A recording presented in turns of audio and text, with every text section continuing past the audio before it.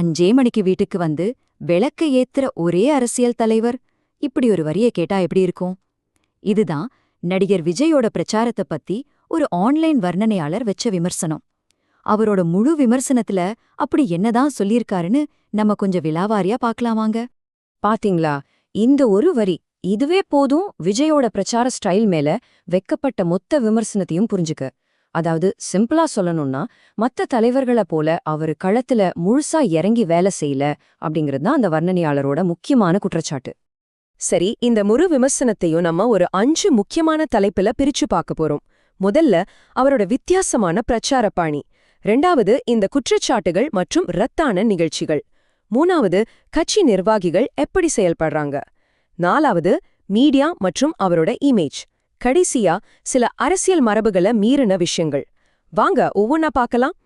சரி, முதல்ல நாம பார்க்க போறது விஜயோட பிரச்சார ஸ்டைல பத்தி அந்த வர்ணனையாளர் என்னெல்லாம் சொல்றாருந்தா.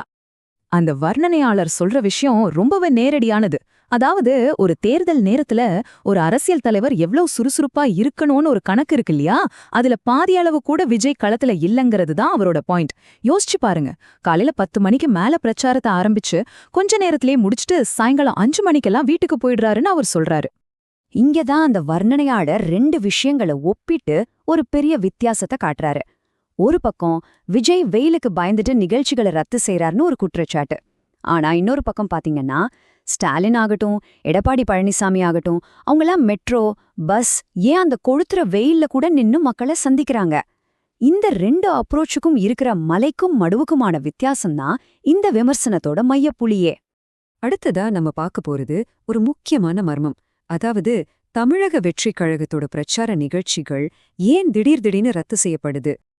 ஆமாங்க, கேள்வி இதுதான். ஏன் இவங்களோட பிரச்சார கூட்டங்கள் இப்படி அடிக்கடி ரத்தாகுது? இதுக்கு பாத்தீங்கன்னா 2 விதமான விளக்கங்கள் கொடுக்கப்படுது.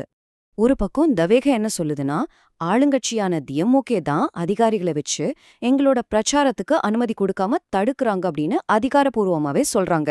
ஆனா அந்த வர்ணனையாளர் இதை ஏத்துக்க தயாரா இல்ல. விஜய் தான் வெயில தாங்க முடியாம நிகழ்ச்சிகளை ரத்து செய்யறாரு, இதுக்கு ஆளுங்கட்சி மேல பழி போடுறாங்கன்னு அவர் சந்தேகப்படுறாரு.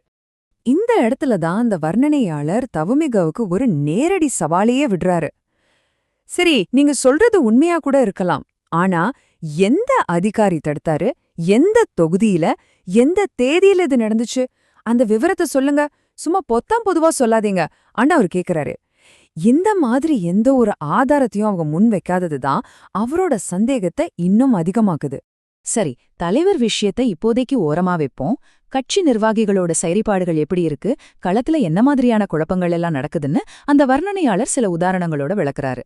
கட்சியின் தயார் நிலை எந்த அளவுக்கு இருக்குன்னு சொல்றதுக்கு அவர் சொல்ற சில சம்பவங்களை கேட்டு பாருங்களேன். ஒரு வேட்பாளர் காலையில 8 மணிக்கு பிரச்சாரத்துக்கு போனா அங்க கட்சி ஆபீஸே பூட்டி கிடக்குதான். இன்னொரு வேட்பாளர் அருண்ராஜ் தன்னோட தொகுதி எதுனே தெரியாம பக்கத்துல இருக்கிற சங்ககிரி தொகுதியில போய் பிரச்சாரம் பண்ணிருக்காரு. அட, இதுக்கும் மேல ஒரு வேட்பாளர் தனக்கு அங்க ஒரு பொண்ணு பாத்திருக்காங்கங்கிற ஒரே காரணத்துக்காக அந்த தொகுதியை தேர்ந்தெடுத்ததா ஒரு பேச்சு அடிப்படுது. இதெல்லாம் கேட்கும்போது களத்துல எவ்ளோ ஒருங்கிணைப்பு இல்லாம இருக்காங்கன்னு தெரியுது. இதுல இன்னொரு முக்கியமான விமர்சனமும் இருக்கு. அதாவது கட்சிக்குன்னு மாநிலம் தழுவிய ஒரு பொதுவான செயல் திட்டம் இல்லையாம். மூத்த தலைவர்கள் யாரும் மாநிலம் முழுக்க சுத்தி பிரச்சாரம் செய்யாம அவங்கவங்க தொகுதியில மட்டுமே கவனம் செலுத்துறாங்க. இது ஒரு மாநில கட்சி மாதிரி செயல்படாம தனித்தனி தீவுகள் மாதிரி செயல்படுறதா அந்த வர்ணனையாளர் சுட்டிக்காட்டுறாரு. சரி, அடுத்ததா தவே தங்களோட இமேஜையும் மீடியாவையும் எப்படி கையாள்றாங்க அப்படிங்கறத பத்தி பார்க்கலாம். விஜய் வெயில்ல பிரச்சாரம் செஞ்சு அவரோட முகம் கருத்து போனதா ஒரு போட்டோ வைரல் ஆச்சு இல்லையா, அத வச்சு பாருங்க நமக்காக தலைவர் முகம் எப்படி கருத்து போச்சுன்னு ஓட் கேட்டாங்க. ஆனா அந்த வர்ணனையாளர் என்ன சொல்றாருன்னா, இது அனுதாபத்தை தேடுறதுக்காக திட்டமிட்டு பரப்பப்பட்ட ஒரு விஷயம்னு கடுமையா விமர்சிக்கிறார். இப்போ இந்த கருத்து கணிப்ப பாருங்க, இதுல ஒரு பெரிய முரண்பாடு இருக்கு. அடுத்த முதல்வரா விஜய பார்க்கணும் 44% பேர் விரும்புறாங்க. ஆனா அவரோட கட்சிக்கு ஓட்டு போடுவீங்களான்னு கேட்டா வெறும் 2.7% தான் ஆமான்னு சொல்றாங்க. ஒரு தனி நபரோட புகழுக்கும் அவரோட கட்சிக்கு கிடைக்கிற நிஜமான ஆதரவுக்கும் நடுவுல இவ்ளோ பெரிய இடைவெளி இருக்கிறது ரொம்பவே ஆச்சரியமான ஒரு விஷயம். அந்த வர்ணனையாளர் வைக்கிற இன்னொரு ரொம்ப சீரியஸான குற்றச்சாட்டு இது.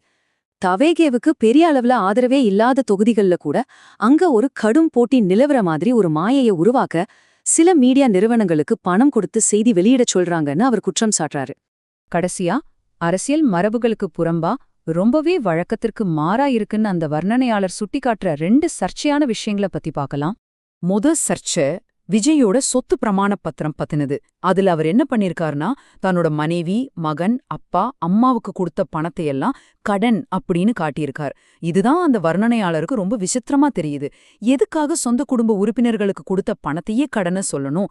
அது தன்னோட கையிருப்பு பணமாவே காட்டியிருக்கலாமே. இது அவங்களே ஒரு மாதிரி அவமானப்படுத்துற செயல் இல்லையான்னு அவர் கேள்வி எழுப்புறாரு. அடுத்ததா இன்னொரு முரண்பாடு. மேடையில பேசும்போதெல்லாம் பெண்கள் முன்னேற்றம், சிங்க பெண்கள்னு ரொம்ப முற்போக்கா பேசுறாரு. ஆனா அதே பெண்கள கட்சிக்காக வீட்டு வாசல்ல கோலம் போடுங்கன்னு சொல்றாரு. இது எந்த விதத்துல முற்போக்குத்தனம், இது பிற்போக்குத்தனமா இல்லையான்னு அந்த வர்ணனையாளர் கேக்குறாரு. அதாவது பேச்சும் செயலும் சம்பந்தமே இல்லாம இருக்குங்கிறது தான் இங்க விமர்சனம். இவ்ளோ விமர்சனங்களையும் வெச்சு கடைசியா அந்த வர்ணனையாளர் தவேகோவோட தேர்தல் வெற்றி வாய்ப்பு பத்தி என்ன கணிக்கிறாரு தெரியுமா? 0. ஒரு சீட்டு கூட அவங்க ஜெயிக்க மாட்டாங்கங்கிறது தான் அவரோட நேரடியான கணிப்பு. ஆக மொத்தம் இந்த எல்லா விமர்சனங்களையும் நாம பார்த்த பிறகு நம்ம மனசுல ஒரு பெரிய கேள்வி எழும்புது.